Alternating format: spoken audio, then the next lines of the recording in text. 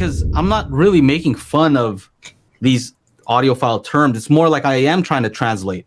Like, you know what? You are correct. I understand what you're saying. It's not exactly for the reasons you say, but I believe that what you're saying is true.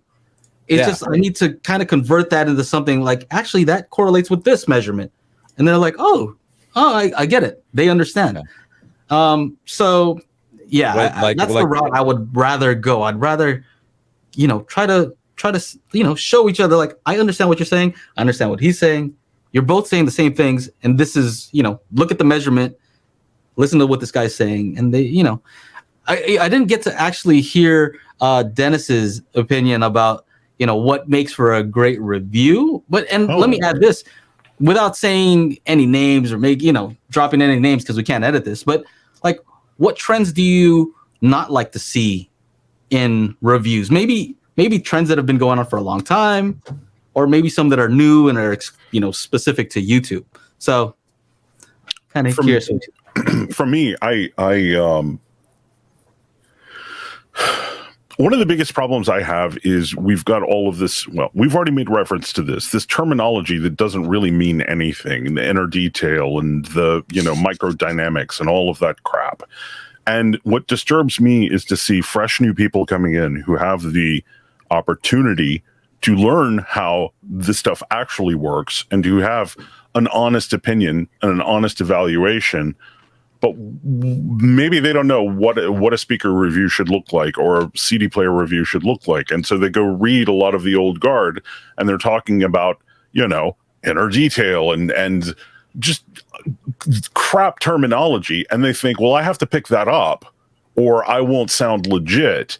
But they don't know what it means because the people they stole it from don't know what it means. And so you just end up with meaningless reviews. Mm-hmm. It's a cycle of crap piling on top of crap, and it's I don't know how we do away with it other than just reject it and make fun of it, or try to find these people like Brent did with me. Try to find these people and mentor them, and don't let them get into those traps, and don't let them be swayed by the people who don't actually know what the heck they're talking about, right? So if you want to ask me the disturbing trends that I'm seeing, that's one. But I mean, hell, that's been going on for what? as long as there's been hi-fi publications. Yeah. So yeah. So that's not new, huh? No. What makes a good review? For me, I'll tell you, my favorite review that I've encountered lately was Aaron's Dutch and Dutch review from, what was that, a couple of years ago? Oh. Nice. When did you do that one, Aaron? When did you do probably been about 3 years, I guess. Yeah, we made reference to that in the next episode of the podcast. And one of the cool things one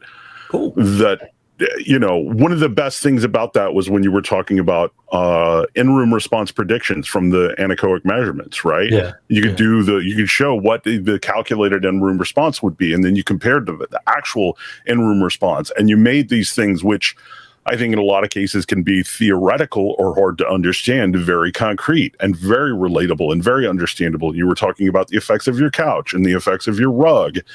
And you were doing what I said Brent did so well back in the 90s that really pulled me in. You said, if I can explain this to you, you don't need me, right?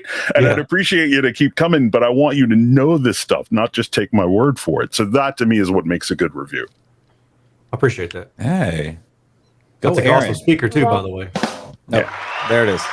There it is. Go, Aaron. By the way, are you feeling better, man? How are you feeling? Scale of 1 to 10, because you're getting over COVID. Much better, COVID-wise, like pretty much. But my back is jacked up, dude. Really? I've got a full pack on right now. It's a new COVID symptom. Lower back pain. The lower back pain. No, I tweaked my back before I went on vacation, and then when I was on vacation, I continued to ride all of these roller coaster rides with my daughter, and I told my doctor, he was like, that was dumb. I was like, yeah, dude, I know. Just fix me.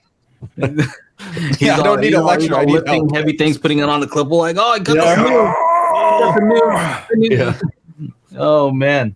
Yeah, don't lift anything crazy. I'm trying not. Yeah, okay. All right.